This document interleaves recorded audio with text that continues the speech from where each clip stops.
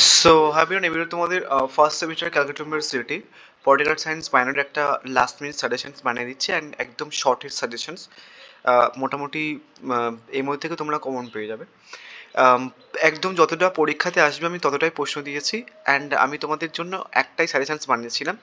2025-এ তোমাদের যে সিলেবাসটা রয়েছে ওই সিলেবাসের উপরে এবার 4টে পরীক্ষা হওয়ার কথা ছিল। তোমাদের 3টে, মানে অনার্স, এমডিসি মাইনর এবং থার্ড সেমিস্টার মাইনর। তো 4টের জন্য আমি একটা সাজেশন বানিয়েছিলাম। তোমরা সাজেশনস গিয়ে কোশ্চেন পেপার নিয়ে চেক করে দেখতে পারো অনার্সের কোশ্চেন্স এবং এমডিসিদের প্রশ্ন প্রায় 100% কেমন চলে এসেছে। তো মাইনরদের জন্য একটা শর্টের সাজেশনস বানিয়ে দিচ্ছি। তোমরা চাইলে ওইটা ফলো করতে পারো, যাদের পড়া হয়ে গেছে ওইটাই করে যেও। ফাইনাল সাজেশন যেটা আছে আর চেঞ্জ করতে হবে না, বাট এই কোশ্চেনগুলো একটুখানি বেশি করে যেও, যেহেতু কালকে পরীক্ষা অনেকের তো অনেকটা প্রিপারেশনস রয়েছে। সেটার জন্য একদম শর্টেস্ট সাজেশনস বানিয়ে দিচ্ছি।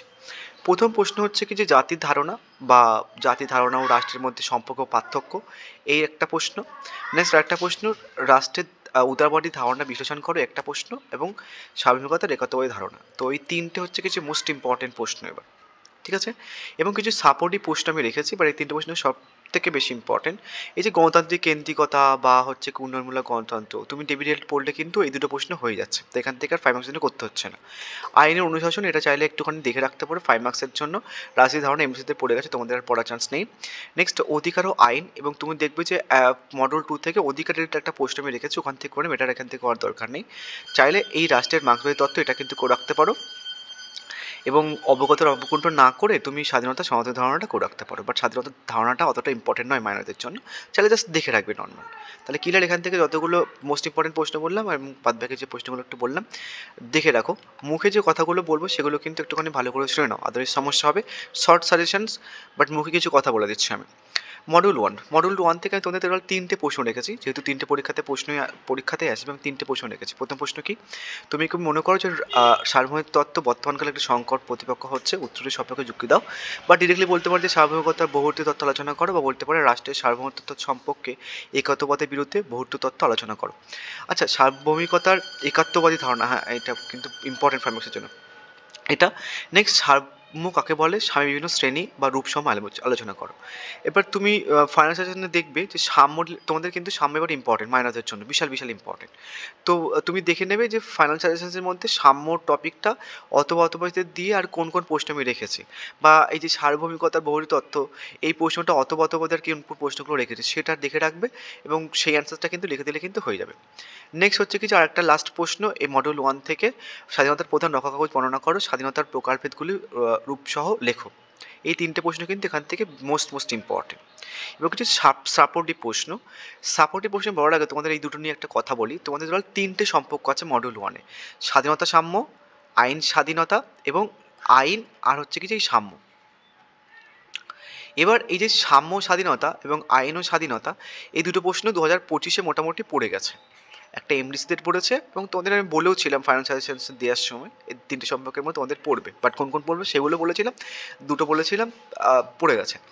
এবার আইন আর সাম্য, এরা যেহেতু দুটো এমডিসিতে একটা পড়েছে আর মাইনরদের এই অনার্সদের একটা পড়েছে, এবার তোমাদের পড়ে হলো কি আইন আর সাম্য। বাট এই যে আইন আর সাম্য 2024-এ মাইনরদের দিয়েছিল, ডিরেক্টলি মাইনরদের দিয়েছিল আইন আর সাম্য। তাহলে আর কি সম্পর্ক? স্বাধীনতার সম্পর্ক তো হতে পারে না, আইন আর সাম্য হতে পারে। তো এগুলো তো মোটামুটি অল্টারনেটিভ ভাবে চলে এসেছে।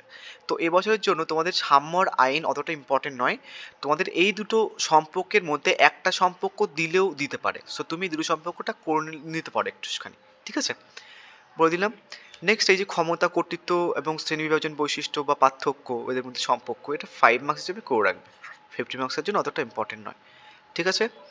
নেক্সট হচ্ছে কিছু মডিউল টু থেকে দেখো, মডিউল 2 থেকে আমি তোমাদের 3টে প্রশ্ন রেখেছি। ডেভিডেলের সংরক্ষণ গণতন্ত্র এভাবে বলতে পারে, বা ডেভিডেলের অনুসরণে সনাতনী গণতন্ত্র, অংশগ্রহণ গণতন্ত্রের বৈশিষ্ট্য বর্ণনা করো, এবং উপযুক্ত উদাহরণ সহ গণতন্ত্রের তথ্য সম্পর্কে ডেভিডেলের শ্রেণী বিভাজন সম্পর্কে আলোচনা করো, বা ডেভিডেলের তথ্য যেটা আছে ওটা দিতে পারে। এটা একটা গেল। আর একটা মোস্ট ইম্পর্টেন্ট তোমাদের, সেটা হচ্ছে অধিকার টপিকটা এবার তোমাদের দেবে। এবং সবাইকে বলবো যে অধিকার রিলেটেড দেখবে ফাইনাল সাজেশনের মধ্যে কিছু অথবাদী প্রশ্ন রেখেছে, ওগুলো একটু দেখে রাখবে। দুটো প্রশ্ন কিন্তু মাস্ট তোমাদের পড়ার চান্স আছে 99.99%, দুটো প্রশ্ন করে রাখবে। নেক্সট একটা প্রশ্ন, সেটা হচ্ছে কি তোমার দুটো তিনটে আসবে, দুটো বলে দিলাম আমি, দুটোর মধ্যে তোমরা কিন্তু পেয়ে যাবে। দুটোর মধ্যে দুটোই না পড়ুক, একটা তো মাস্ট পড়বেই পড়বে। ইতিবাচক নেতিবাচক স্বাধীনতার পার্থক্য লেখো, এটা করে নেবে। তিনটে মোস্ট ইম্পর্টেন্ট হয়ে গেল, কিছু সাপোর্টিভ লিখেছি আমি। প্রথম হচ্ছে কি নাগরিকতার একাধারে আইনি ও রাজনৈতিক ধারণা, নাগরিকতা যে রিলেটেড যে প্রশ্নটা, নাগরিকত্ব রিলেটেড কিন্তু অনেকগুলো প্রশ্ন অথবা হিসেবে রেখেছি ফার্স্টের মধ্যে, সেগুলো কিন্তু দেখে নেবে। নেক্সট রাজনৈতিক বাধ্যবাধকতা তোমাদের কিন্তু ইম্পর্টেন্ট। তারপরে দিয়েছি কর্তৃত্ব ধারণা। তো কর্তৃত্ব ধারণা কিন্তু এমনিদের পড়ে গেছে, আমি দেখেওছিলাম কর্তৃত্ব ধারণা পড়ে গেছে 5 মার্কসের জন্য। তোমাদের কিন্তু 5 মার্কসের জন্য একটু দেখে রাখবে, বৈশিষ্ট্যটা দেখে রাখবে 5 মার্কসের জন্য, ঠিক আছে। নেক্সট এই যে জনসন ন্যায় তথ্য, এবার একটা জিনিস বলে দিই, এই যে ন্যায় তথ্যটা এর আগের বারে এমবিসিদেরও দিয়েছিল, আবার তোমার সঙ্গে সঙ্গে আবার তোমাদেরও দিয়েছিল, মাইনরদেরও দিয়েছিল। তো যেহেতু এর আগের বারে চলে এসেছে, অতটা ইম্পর্টেন্ট নয়, বাট প্রশ্নটা কিন্তু অনেকভাবে ঘুরিয়েও আসে ন্যায় তত্ত্বটা। ন্যায় তত্ত্বটা না নিয়ে তোমাদের ঘুরিয়ে আসতে পারে যে রলসের ন্যায় বিচার তথ্যের লক্ষ্য একটি সুসংগত সমাজ গঠন বিবৃতি ব্যাখ্যা করো। তো সেটার জন্য আমি দিয়ে দিলাম, তো 5 মার্কের জন্য এটা করে রাখবে। আর এটাও কিন্তু 5 মার্কের জন্য করে রাখবে, একদম পুরো শর্টে সাজেশন বানিয়ে দিলাম। এগুলো এটা করে যাও, মোটামুটি তোমরা 100% কমন পেয়ে যাবে, ততটা লিখতে হবে পরীক্ষাতে, ততটা কিন্তু কমন পেয়ে যাবে। So thank you.